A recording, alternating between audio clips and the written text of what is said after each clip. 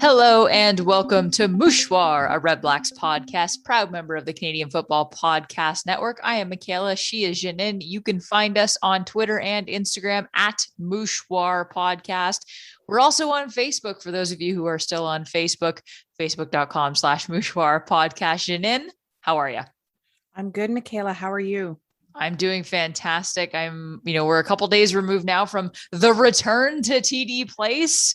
We're going to get into that. We're also going to talk about the game that was played there. Apparently there was a game there. We won't spend too much time on that. We will also look around the CFL and set up this week's game because we got a 1 week break, fans. Your first game back at TD Place. Next one's this Friday against Montreal. So we'll set that game up for you as well. But first things first, let's get into the good stuff. How good did it feel to be back in TD Place? Oh God, it was awesome. I thought that I would be a bit more nervous than I was going into a 15,000 person crowd for the first time in 667 days since the last Our Nation reunion at TD Place, but it felt really good to be back. Went down a little bit early, had some pizza at Crust and Crate, which is probably my favorite little spot at Lansdowne, met a couple of friends of ours, and then went to the game and was reunited with our, Section EE friends and family. And it felt really good to see everybody. It felt like the most normal thing that's happened in 18 months. And I'm with you. I expected myself to be way more nervous and uncomfortable than I was. Granted, there were moments where we had to have our masks on the entire time, which is fine. I had to catch myself sometimes because I'd have a sip of my beer or something. And then I'd go to cheer and I'm like, oh no, wait, I need my mask on. That's not safe. So it was like little things like that I had to remind myself of, but that's fine.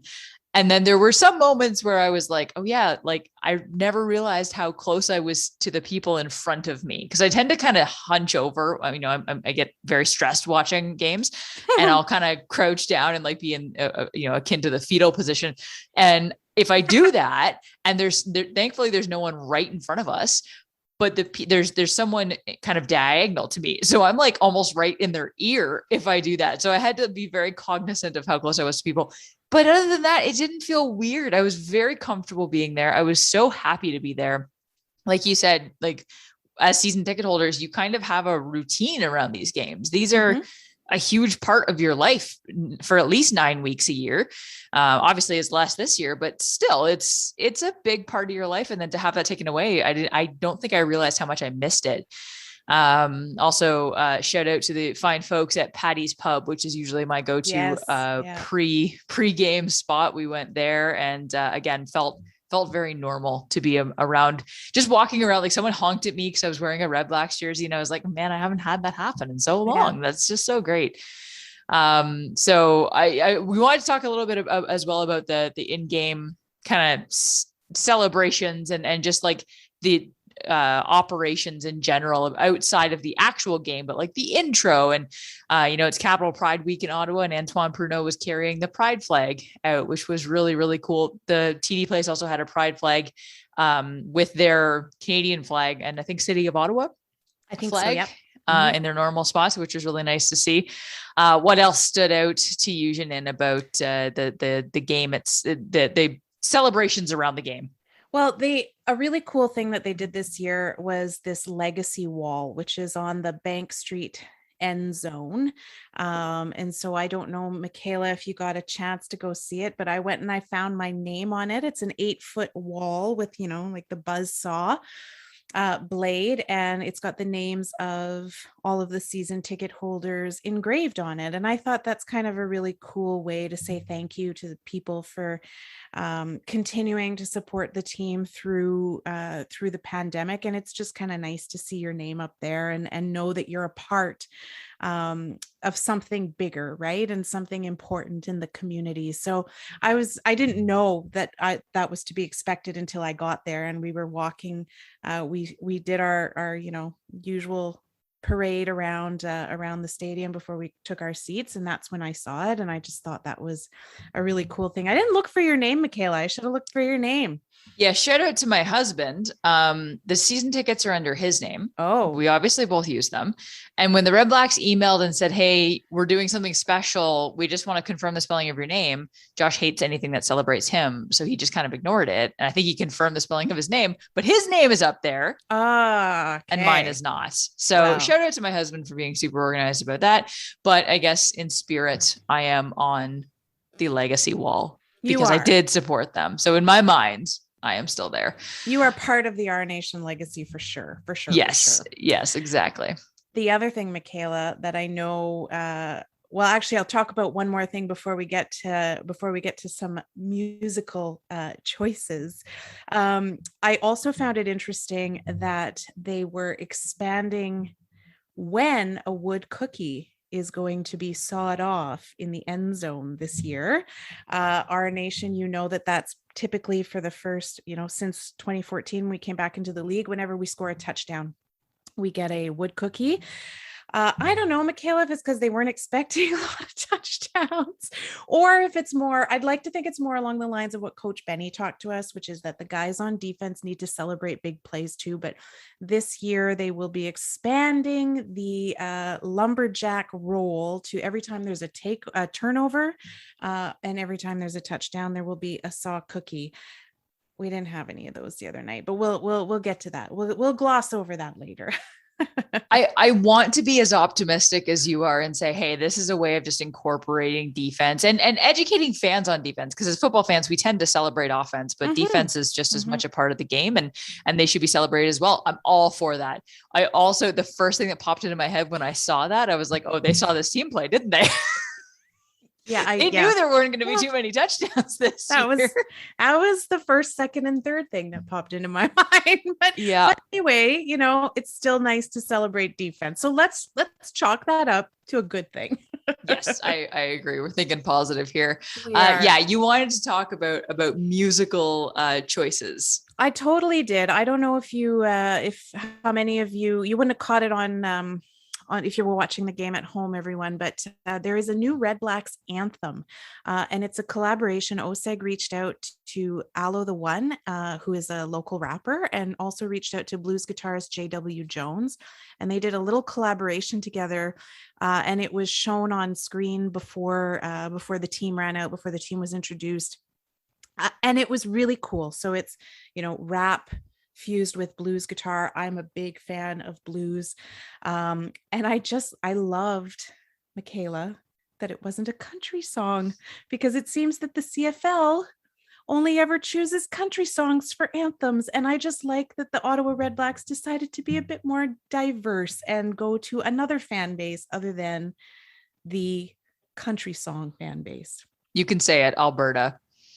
And You Saskatchewan. And Saskatchewan. Yeah. And probably my them. home province, Manitoba, too. Like, let's be honest. I am so glad you brought this up, because I noticed it in week one, or I said it to my husband in week one when we were watching the games that weekend. Obviously the TSN song that they go with is always some kind of country song. It's not for me. And I get that musical taste is subjective. And if you like country, that's great.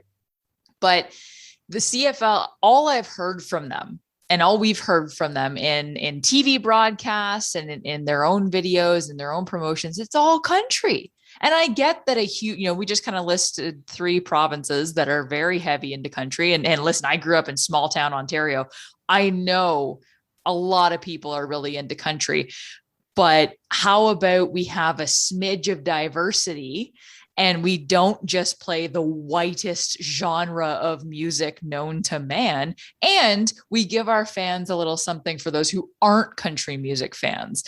And I got so sick. Even by week 2, I was like, I'm done with this. I'm so sick of hearing this same generic country music song over and over and over again, regardless of which one it is. They all sound the same. And I know I've made this argument before, and I know people probably have it in their back pocket. If it's not targeting you, then it doesn't matter. Like my typical argument for the halftime show. And that's fair. Again, musical taste is subjective, and there should be a music to serve the people who love country music, but there should also be music to serve the people who love rap and rock and indigenous and indie and like a variety of music that isn't just, again, a very generic single mind. Like country music is not exactly the most diverse space.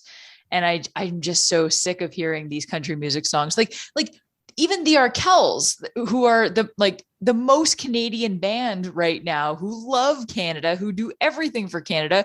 CBC used them as the promo song for the women's gold medal soccer game in the Olympics. Like even looking to the Arkells or other bands that don't fall into the country music genre, for the love of God, CFL, please diversify. I don't know what else I can add to that. You've covered, although I will say, I do think, in fairness, I'll be fair to the CFL. I do think the Arkells might have had the theme song like 5 years ago or 4 years ago or something. Okay, good for them. It was a while ago. And since that time, you're absolutely right. The only point I would add, Michaela, is it's not about attracting the people that already watch the CFL and already follow the CFL. It's about putting a product out there that will attract new, diverse audiences. And so playing to your base is not what's needed. We're always going to watch the CFL. So play to Gen Z, play to the millennials, find artists that speak to their values, to their tastes, to what they like. And that is exactly what I loved about what OSEG did in going out and they found like a blues guitarist that probably plays more to the traditional, kind of, I'll say it, my generation. But they also found like this young up and coming rap star in Ottawa, and they did a collaboration and they married, 2 different genres that have a broad appeal. And that's now the Red Blacks anthem. And so I just think CFL, the Red Blacks could be a model in at least this one way this season, in that they've really tried to diversify the experience and reach as many fans as possible through the not the game on the field, but through the in-game experience. And I think that's really cool and a model to emulate. Exactly. And that's the same argument goes for the halftime show, right? It's, you should be trying to bring in new fans with the artists who you pick. And this is the same thing for the musical choice. So little more variety is all we're asking for, CFL. Just as an aside, my sister was at the Bomber game yesterday and the halftime show was Fred Benner. I don't know. I don't know why you bring in a children's Oh, that's song. Who that is. I was Fred like, Penner, who is like this person? The cat came back. Like the cat came back. Yes, your face says it all, Michaela. Nobody can see your face, but that's who they brought in as the halftime show in Winnipeg last night. We said attract a younger audience, but I didn't mean lullaby younger. Yeah, we meant ones who have disposable income of their own, not an allowance. Thank you very much. Oh, wow. That is an interesting choice, Winnipeg. Way to go. Well, at least it's not country, I suppose. Shannon, there was an actual game that took place on Saturday night at TD Place that we have to get to. But first, we do have a couple kind of shout outs. Shout out to Rick Campbell for returning to TD Place. It was wonderful to see him on the sidelines again. Yeah, it was. And our nation gave him a nice little, at least in my section, it was a standing ovation. I don't know if that was kind of across the whole stadium, but Rick Campbell did a lot for the city. And it was nice to see him back in our nation. Maybe a little weird to see him from my vantage point on the north side, on the right side of the field versus the left side of the field, but really good to see him back. And I really liked that the audience gave him a shout out. And also shout out to Marshall Ferguson, friend of the show, who made his TSN broadcasting debut and called the game alongside Dwayne Ford. Yeah. And this is how much I like you, Marshall. I went back and I watched that game, even though I didn't have to, just so I could hear how you did. So that's commitment. How much I like Marshall. But I also like that the CFL on TSN is bringing in new blood. Like, nothing against the people they have in the broadcast booth and on the panel, but these guys all guys have been around for a really long time. So this year they've brought in, hear me. Kate on the CFL panel is wonderful. Let's start getting a few more women in the broadcast booth too. And we have some wonderful sideline reporters for sure, but it's nice to see some new faces. And so Marshall was one of those new faces, and he's so enthusiastic about Canadian football and youth sports football, and he brought that into the broadcast in a way that nobody else really does, and I just really appreciated that. Yeah, you won't find a bigger enthusiast of Canadian football. You're absolutely right. So that's really great. And yeah, this is not any disrespect to the people who do the broadcast, but it's always good to have new blood because you can't get stagnant. And that's great that TSN's doing that. Have we delayed long enough? Do we have to rehab this game now? Yeah, I guess we have to. Okay, so BC came to town and they won 24-12. It rained. They doubled up on Ottawa. They won 24-12, unfortunately. And normally, as a former BC Lions fan, I'm like, these games are obviously I'm cheering for the Red Blacks, but I'm not like brokenhearted when BC scores. But this one was just so frustrating, and even I couldn't enjoy it. I will give you one thing that you're going to appreciate. I am a North Sider now. I love it. Just threw up my mouth. I'm a North Sider now, and I was completely covered during the rain. I know. When you lose an argument and you're wrong, like halfway through the argument, you're like, okay, I've lost this and I don't know where to go. I'm not saying the North Side is better, but this is one thing. Like I was sitting there dry as a bone. I'm like, damn, this is pretty cool. Right? But I hated admitting it to myself. It was awful. I still love the South Side. I still made a lap around there just to go see my old South Side. They still have the craft beer corner, which is the only place I buy beer from. But I will admit, being completely covered during the rain was very nice. So there's a positive takeaway from this game, Shannon. You have succeeded in delaying just a tiny little bit longer. A little bit longer. The pain of recapping the game. But that roof is pretty sweet. So I know they have to redo the north side stands. OSEG, keep the damn roof, because I do not want to have to bring a rain poncho to every game. I completely agree. Now, one thing that you so lovingly have done in the notes, Shannon, is you are tracking the stats of game 1, 2, 3, and for the rest of the season, we are tracking the stats of game 1 of each game to see the progress the Red Blacks have made. There was progress in this game versus game 2 in that they had 3 more first downs than they did in game 2, their game 2. They had about 40 more yards and about 10 more rushing yards. Oh my God. And virtually the same amount of possession time, a minute longer of possession time. So there's some good takeaways from this game, and that ends there because this was without a doubt one of the worst offensive football games I have ever witnessed at TD Place. And we were ball season ticket holders during the 2-16 opening season in 2014 and the 3-15 2019 season. Sorry.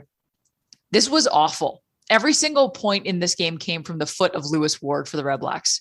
It is unacceptable. Which is exactly the language that Paul LaPolice used. And when your coach is coming out there in the post-game interview and he's saying what we're putting on the field is unacceptable, that just says it all. It just absolutely says it all.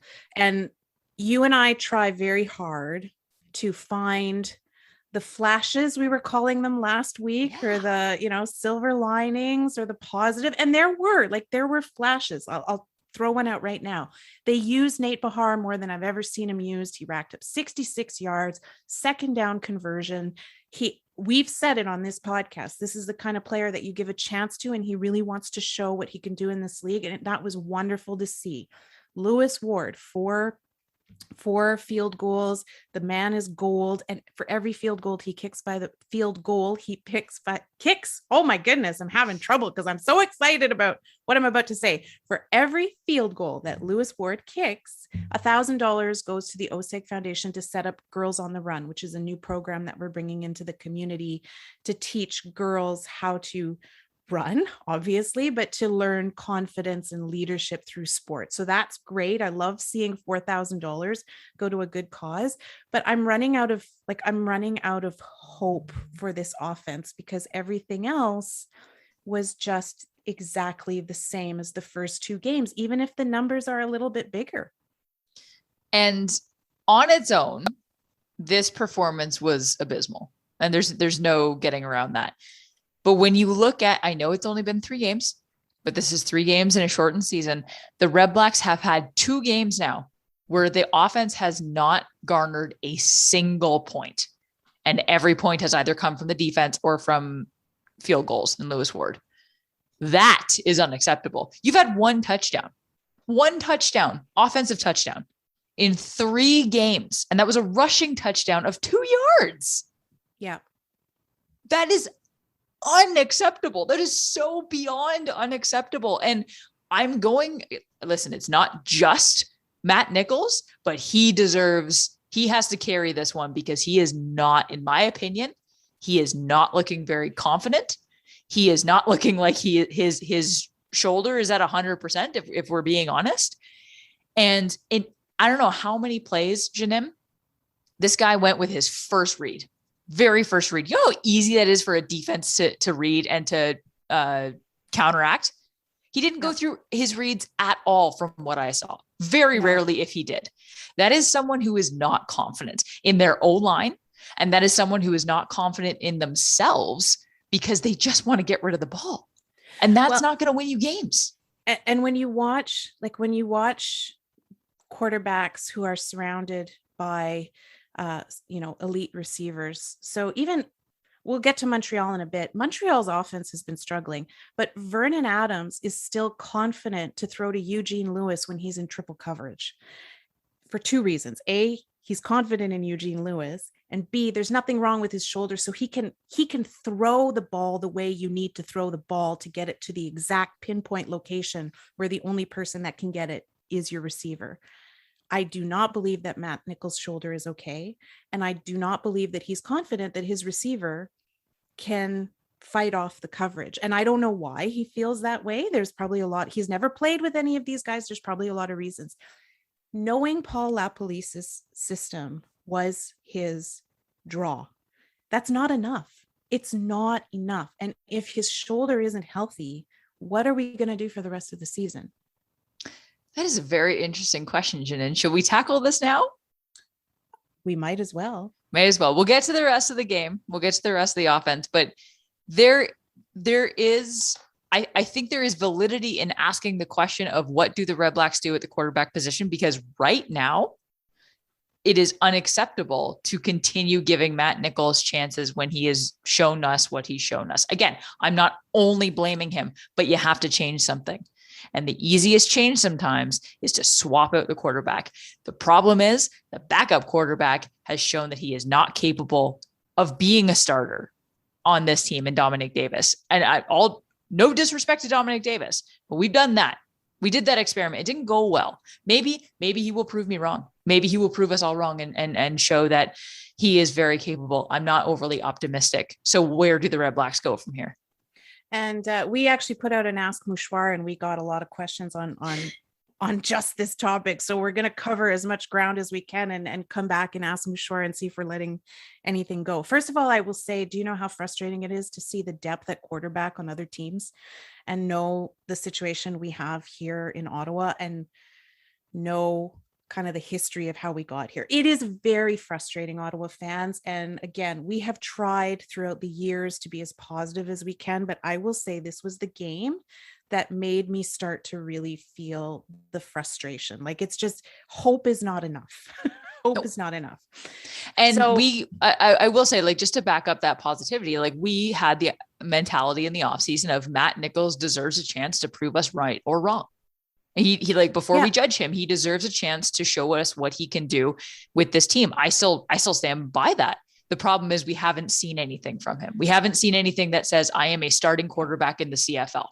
And it may be because of injury, but just numbers are numbers, results are results. And we haven't seen that from Matt Nichols. And it's a shortened season. And so you asked in the first episode, how many games? And I'm pretty sure my answer was 3 games is when I hit the panic button. So I am now. We've foreshadowed this lack of patience for a few episodes now. It is panic button time. So from my mind, there's a couple of things. Number one is you can try to change things up a little bit in game. Now, remember last year when Lapo was offensive coordinator in Winnipeg, Matt Nichols was the starter till he got injured. Then it was Zach Caleros, but he rotated Strebler in and used Strebler for his strengths throughout the game and mixed it up at quarterback. So no quarterback got an entire game's play. He used a 2 quarterback system. I've never been a big fan of that, but I saw what he was capable of doing in Winnipeg last season. Now is the time to try that. Dominic Davis has other strengths that Matt Nichols doesn't have right now. He's more mobile as a quarterback, even if he's not shown us his best, our nation. Bear with me. I know this might be an unpopular opinion, but he is mobile. Matt Nichols is not. He's able to stretch the field. Matt Nichols is not able to stretch the field with his shoulder right now. So try rotating them next game. We're going up against a team that's struggling just as much as we are on offense. Try rotating the quarterbacks and see what happens. That's one option. Another option is just to say, Matt, I'm sorry, your shoulder's not good. This isn't working. And we will give Dom Davis the chance that we gave you. Now, Dom Davis with 2019 Red Blacks was a different set of circumstances than with 2021 Red Blacks in only really one way, it would seem. And that's the offensive coordinator. He doesn't have that crazy committee that really didn't do, when you don't know who's in charge, you don't know who to take your direction from. That's not going to help you when you are struggling. I'm curious to know if Dom Davis would do better with Paul Lapo as his offensive coordinator. Maybe, maybe not. But at this stage, does it hurt us to give it a try before we rule it out? I just don't think it does. We have to change something. And who's going to trade us a quarterback mid-season? So we'll get to that in a minute because I have an interesting proposition for you. But I completely agree with you. Maybe Dominic Davis will have success under Lapolice. He deserves the chance to at least find out. And I think the team deserves a change here. Insanity is doing the same thing over and over again and expecting different results. Starting Matt Nichols and keeping him in for an entire game falls into that category now. Because it's not just that you're losing. It's not just that you're 1-2. And yes, I know it's only 3 games. You're 1-2. That is not an impossible hole to climb out of, even in a shortened season. The problem is that your offense has 1 touchdown in 3 games and has gone 2 games without garnering a single point. And that is unacceptable. Something has to change. Even if it's just swapping in Dom Davis, I think you go for it and think you try that. My husband raised an interesting question to me, and I don't know what to do with it. So I'm going to give it to you, and hopefully you can do something with it. He asked me, how long until Jeremiah Masoli is an Ottawa Red Black? And then he walked away. Oh, yeah. That's one of our Ask Mouchoirs today is, do the Red Blacks look at a team with depth? And the teams that were pointed out in the Ask Mouchoir were Hamilton, Masoli, right? Not Calgary. Why am I blanking? Oh, Toronto, sorry. McLeod, Bethel, Thompson. And they pointed to Saskatchewan. And I think this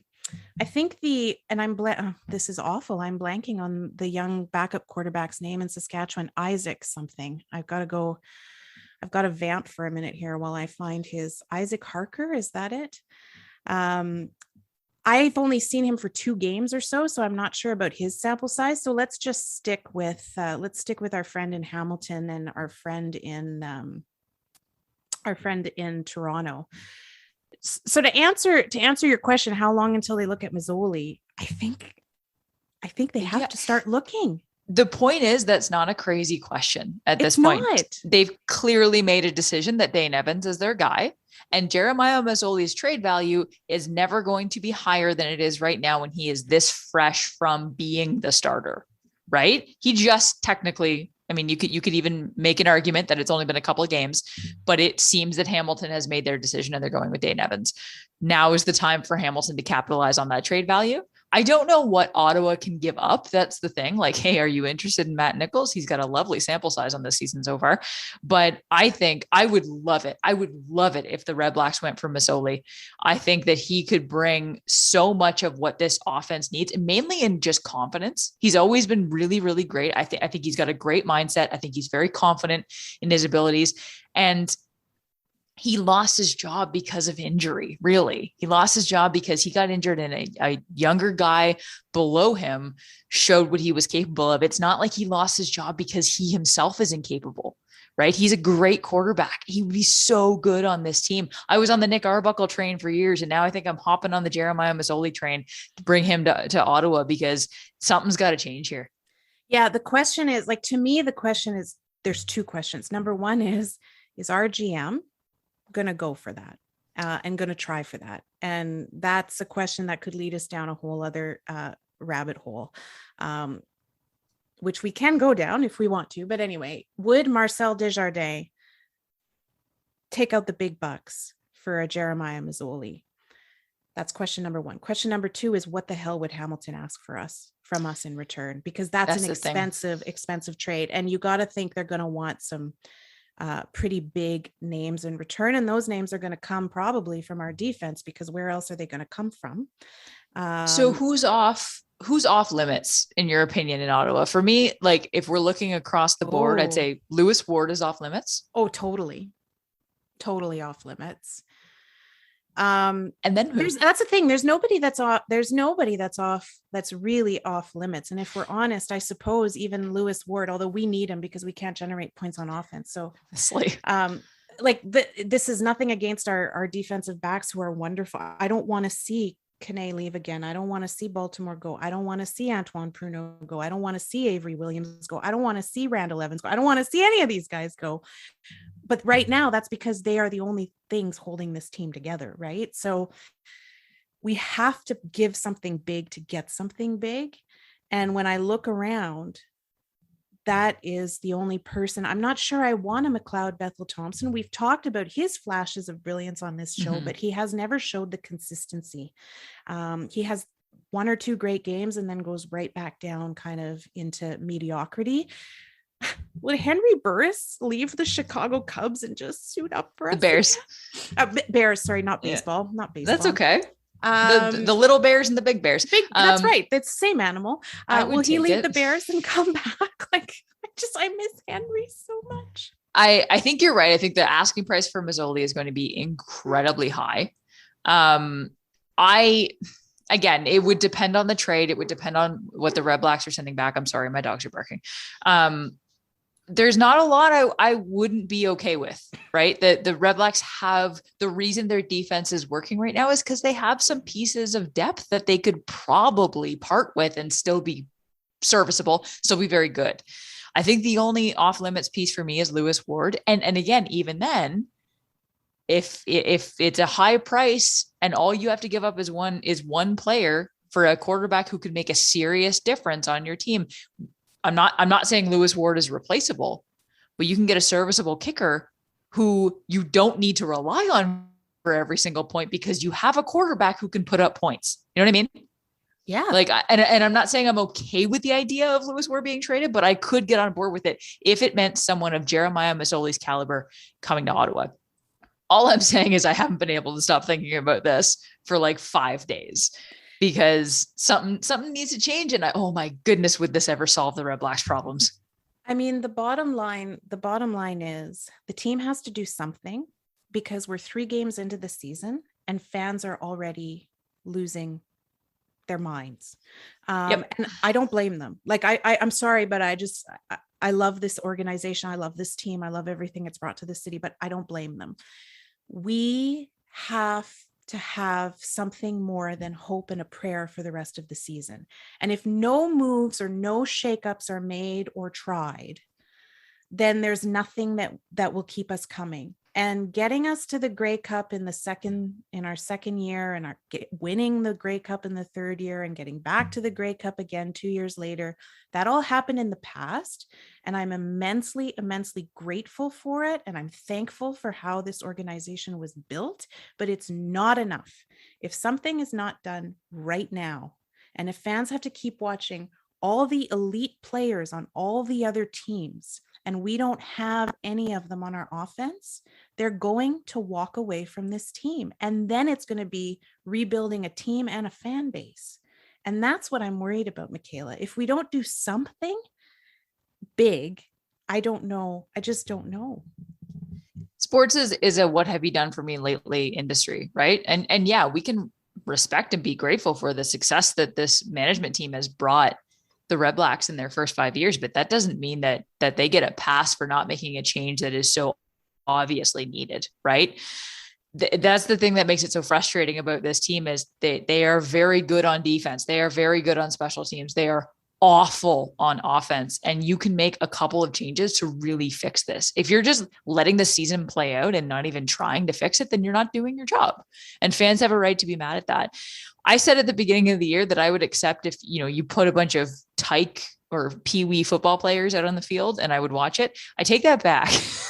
I want this team to be actually competitive. And I've seen what happens when they're not, and it's not fun to watch. And yes, I'm excited to have either. No, we got to talk about this every week. Jeez. And like, yeah, we're excited to have it back, but that doesn't mean we'll accept any old product. We have been starved of CFL content for almost 2 years. Our expectations are actually kind of high because we at least want to be entertained. And that is what's really bothering me about this team. Again, it's not that they're losing. And it's not that their points are low or whatever. It's that it is so unbelievably unwatchable when they are on offense. And that is not, as a season ticket holder, that is not fun. You want to see at least entertaining football. The 2-16 season, say what you will about it, there were games that were actually entertaining, that the Red Blacks were in. And you had Henry Burris, who was a fantastic quarterback. This is nothing like that. This is a team that is so lacking in one specific area that if you don't try to at least fix it, you're not doing your job. Exactly. And in 2014, we knew the brand new team in the league. We knew that it was going to be not a great season. We were just also happy to have football back. That's not the case in 2021. It's just not the case. And a lot has emerged about what kind of player Trevor Harris might have been in the locker room and all the rest of it. But it's since we lost Trevor Harris, we have not gotten back. We haven't got our offense back on the winning train. And we've watched situations like the Arbuckle situation, and we've tried really hard to give benefit of the doubt. We've tried really hard. But when Ottawa J starts to lose her mind over this, I'm a pretty patient sports fan. And we could not have recorded this on Sunday at all because I couldn't talk. I couldn't talk about it. I was apoplectic. I made my husband read the notes to make sure I wasn't taking my frustration out, because I don't want to do that. But something has to change. There needs to be a monster display of effort to turn this train around now, or OSEG is going to be in really tough convincing fans to stick it out for this season and believe that it'll change next season. Exactly. The one I do want to highlight, you mentioned Nate Bahar earlier. That to me was like the shining light of this offense, is that not necessarily Nate Bahar's stats, is that he was used a little bit more than we typically see him. He had 5 catches on 7 attempts for 66 yards. He had 14 yak yards in particular. Like, he showed himself to be very, very useful. Hopefully we see more of this. And by that, I mean, we see him get more play calls and more touches, because it would be ridiculous to not at least reward the one person who has been productive on offense. Ryan Davis had a pretty good night too. Ryan Davis got used a lot. Yeah, he got used a lot, and again showed how versatile he can be. Dropping a few here and there. He's a rookie in the CFL, so I still like him. I still like what I saw. Justin Davis too. I mean, 12 touches. What was it for 42 yards at running back coming in?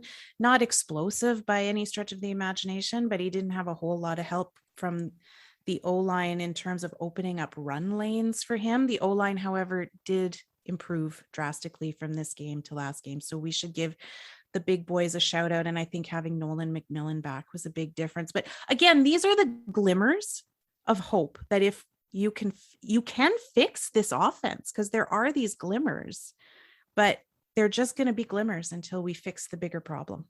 Exactly. Not the strongest defensive game, allowing 24 points from a not very strong offense, but a very injured defensive lineup. So I don't think this is one that we can necessarily hold against the defense, Shannon. No, and I mean, I still love what I see from them. I definitely could tell that Kane and Baltimore were not there. There wasn't the spark in the secondary that we're used to seeing. But to me, some guys still really stood out. Randall Evans led on defensive tackles.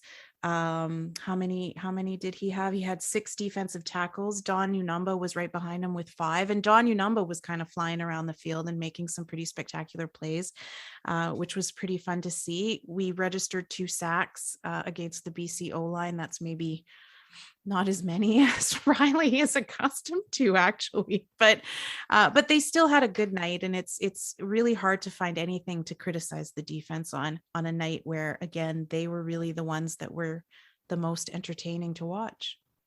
Absolutely. Oh, Devon, special teams, I guess, Michaela? Yeah. Oh yeah. You were probably getting there. I'm jumping in at the wrong time. No, do not apologize. Listen, I tweeted this. And I don't know what else to say. Devontae Dedmon obviously had a great game, and as far as special teams goes, absolutely deserves a shout out for that. He averaged 23 yards per kickoff return, which is insane, and he had a long of 42. Mm-hmm. Every single point came from Lewis Ward. Yeah, that's all. That's really all I have. Every single point came from Lewis Ward. He went 4 for 4. He did what Lewis Ward does best. But that is ridiculous that every single point in this game has come from Lewis Ward. Yep. Oh, something's got to change. Okay. Anything else? Have we done this long enough? Can we stop now talking about this game? Yeah, oh, thank God. Let's get into the one segment everybody has been waiting for, Jeanine. CFL story time. Oh, that was not good. I am totally going to make us start recording these and putting them on YouTube just for that segment. The finger pointing. I can't dance, so I do the basic white girl move, which is finger pointing. Jeanine, what is your CFL story this week? Oh, do I get to go first? You do. Okay, well, let me just talk a little bit about the game last night. This was not a banner week in terms of entertaining games for the CFL. Oh, were you going to take that one? I should have gone first. You should have gone first. Do you have a backup? I absolutely don't. So let's talk you take it away. Nope. You take it away. I've got a backup. So you came prepared. You got a backup. You take it away. The reason I had this game, so obviously we're talking about the Winnipeg Calgary game, 18-16 on the score sheet, doesn't look like anything wild. But the reason I picked this game is, I don't know if you saw the panel afterwards, but David Sanchez couldn't sit down. He was so amped up about this game, and he compared it to a very notable game, which you may remember from the 2009 Grey Cup that featured the Saskatchewan Roughriders and the Montreal Alouettes. And it went down as the 13th man, which we all remember. And poor Saskatchewan, every Saskatchewan fan listening to this has stopped listening.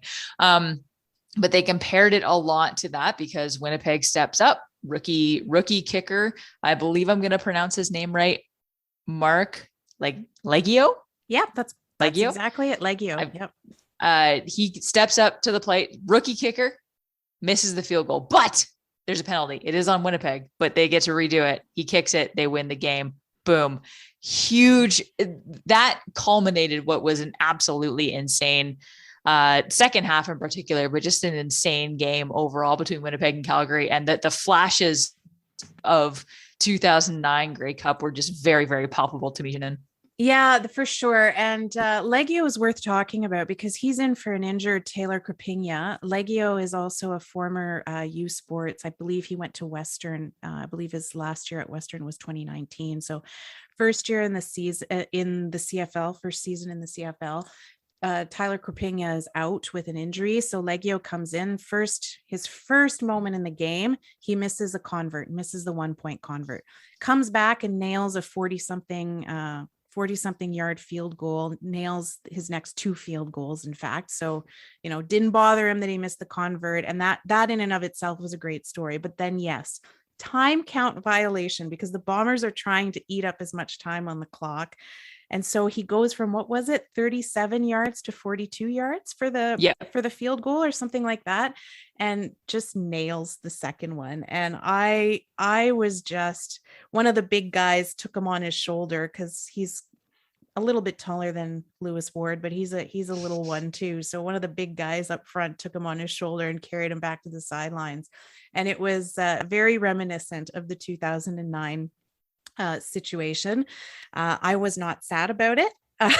Because I was cheering for Winnipeg last night. And then, of course, Rene Paredes missed a field goal with 2 seconds left on the clock at 52 yards, which is actually his longest. So he would have, it's doable for him from 52, but just wasn't there for him last night, which in a way is too bad because Jake Maier played his heart out at the quarterback position. And I don't know why every other team can have nice things at quarterback, but anyway, that's the way Hufnagel rules. Is he brings in good quarterbacks and grooms them, and when Bo Levi Mitchell goes down, they have them. So if history has taught us anything, it's that the Red Blacks are going to sign Jake Maier, let him walk, and then bring in a different quarterback. You can't see me now, listeners, but I am sobbing in the fetal position. Yeah. If you don't laugh, you'll cry. That's what we do here. So true. It's amazing though, how after a loss, I've never seen a quarterback praised as much as Jake Maier was. I mean, he had over 300 yards. Like this guy, he threw for 76%. He didn't have any touchdowns, unfortunately, but any passing touchdowns, but this was an incredibly impressive game for him. And he's been impressive since he stepped in for Bo Levi Mitchell. And we talked about how those aren't easy shoes to fill. And he's done a fantastic job. And his first 17 passes were completions. He was, as soon as the panel said 23 is the record held by Jeremiah Mazzoli, that's when he finally missed and had an incomplete pass fall behind one of his receivers. But he had a great game. And really, at the end of the day, I watch as much CFL as I can because I want to be entertained. And that was a truly entertaining game. I really enjoyed watching that game. Absolutely. That game for me, that's why we watched the CFL. Like the 2009 Grey Cup, that was the first Grey Cup I ever actually watched start to finish. I wasn't a CFL fan until 2009. And that was the first Grey Cup game I ever watched. And I was like, oh, is it always like this? Because that was awesome. And no, it's not, but there are games. This is why we watch the CFL, because there are games like this that are just so entertaining. And sometimes they happen in week 4. And that's amazing. Mm-hmm. Thank you for so graciously giving me the CFL story this week. Janine, what is your backup CFL story? Well, my backup CFL story is kind of late breaking news and just a bit of an update and a continuation on what we talked ad nauseum about last week. And that's just the COVID situation in the league.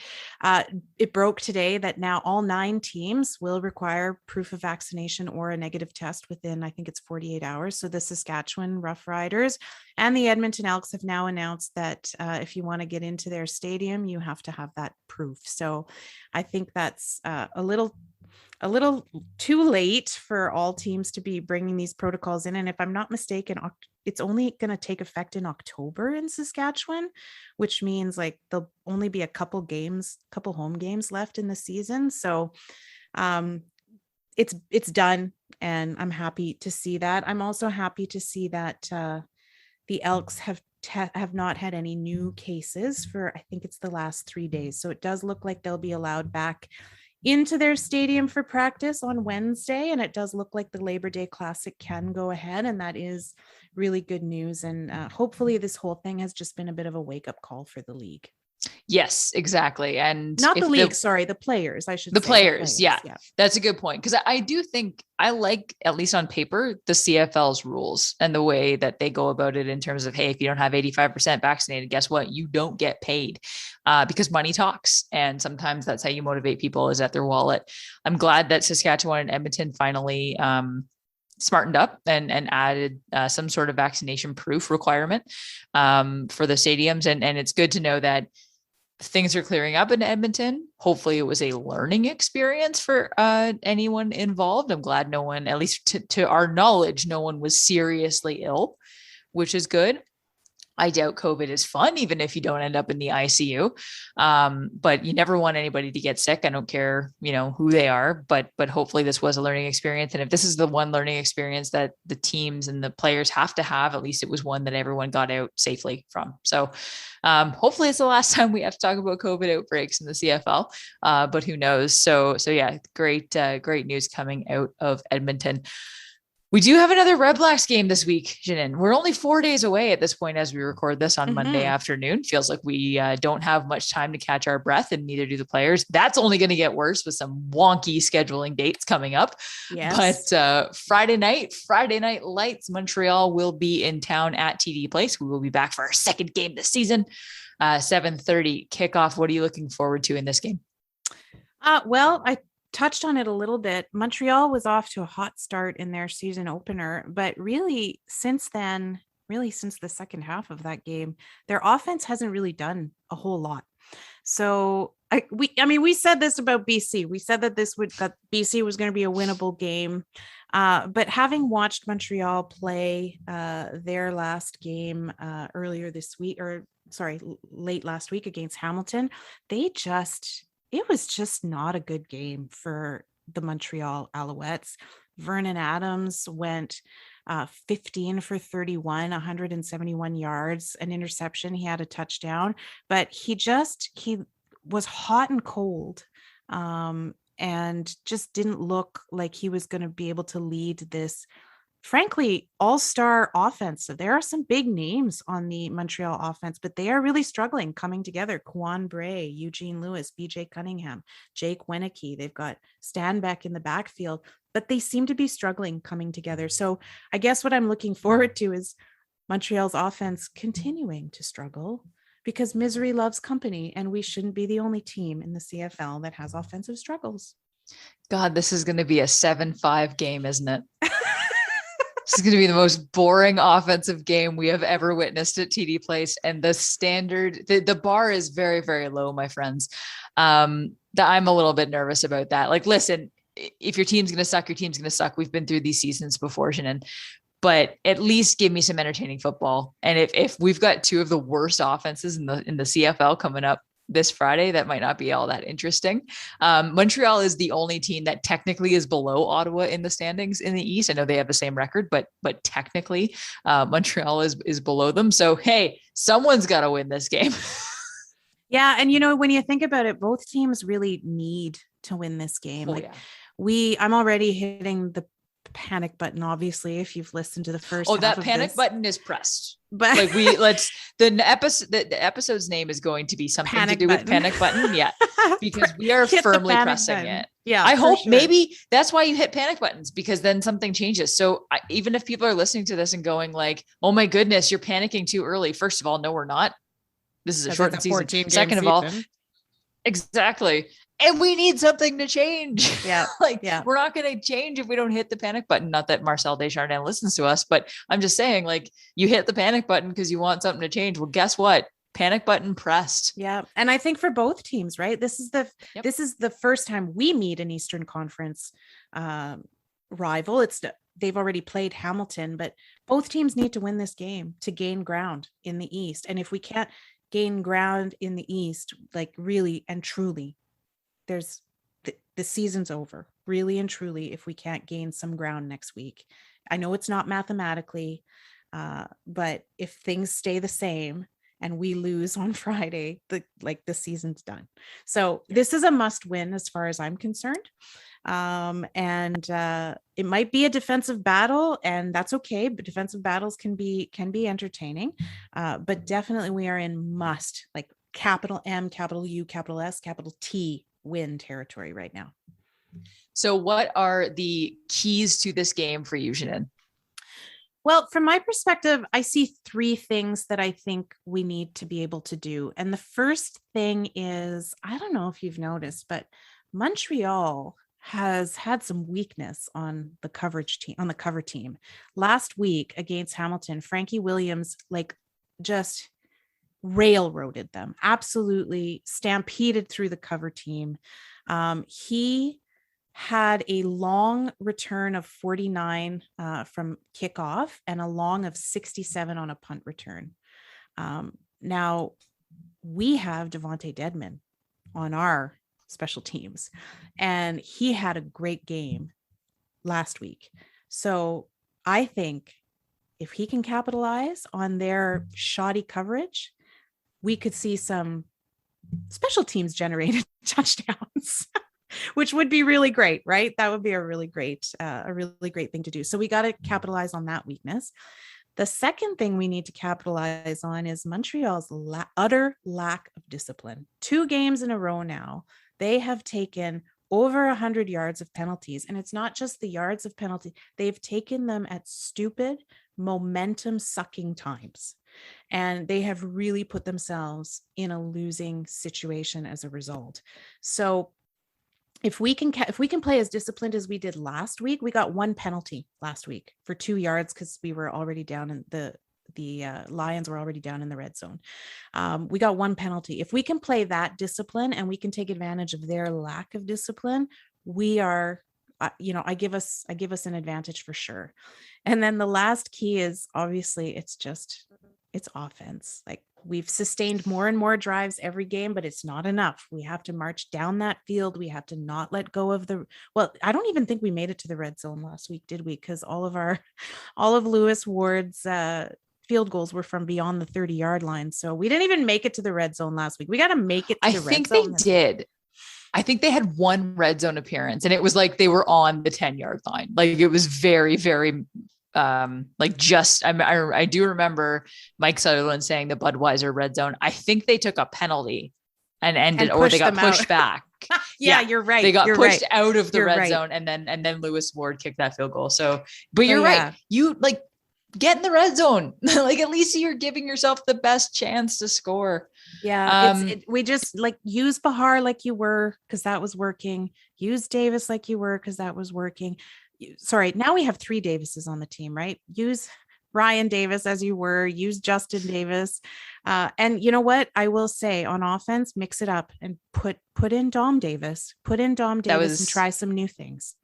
I was just going to say, throw the 3rd Davis in there. That's one of my recommendations. My recommendation initially was LaPolice needs to sit down with Nichols, and evidently he knows him pretty well. He needs to find a way to get Nichols to trust himself, to trust his arm, and to trust his O-line, or else we are just going to keep seeing more of this. But I think I know this might not do a lot for his confidence, but I do think we need to see more of Dom Davis, even if it's, hey, Nichols starts the game, but we put Dom Davis in there for some QB sneaks, or we put Dom Davis in there for some short yardage gains, whatever it may be.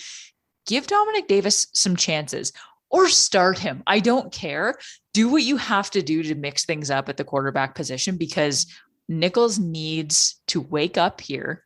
He needs to be more confident, but he also needs to know that this job is not guaranteed. So you have to be better. My other takeaway or desire for this game is I want them to use Nate Bahar more. I think he's proven that he is reliable, and he is only grown. He's grown every game as a receiver so far, but we've also seen him grow over the last couple of years. And I think it's time he steps in as one of the go-to receivers on this team. And he's proven that he can do that. He just needs to get the ball more. And whether that's play calls actually made by LaPolice, or whether that's Matt Nichols actually making his way through his reads and finding Nate Bahar, whatever it is, Nate Bahar needs the ball more often, and I want to see more from him in this game. And the other thing is just figure out the quarterback position. Do what you have to do. I don't care anymore. Yeah. I know it's like, I say this with no disrespect towards Matt Nichols. But it's a business, and you need to make decisions that are going to help your team win. And 3 games in, Matt Nichols playing the entire game is not working. So let's figure something else out. We did have a number of Ask Mouchoirs, many of which we've already kind of gotten to, but we will go through them just because you lovely folks send us your questions and we have to answer them. Red Black Renegade, asks, how many times did Ottawa J double check Bahar's number thinking Sinopoli was back out there with all those second down catches? Well, we're throwing a lot of love at Nate Bahar today. And I love that the first Ask Mouchoir is also throwing him love, because he really does deserve it. To be honest, 0 times, because I'm at peace with Brad no longer being on the team. And I was just like, I've been looking for number 80. I really have. I've been looking for number 80 to get his shot. And so I was really happy to see that they were using him on second down conversion. That is something that we were missing without Sinopoli for sure.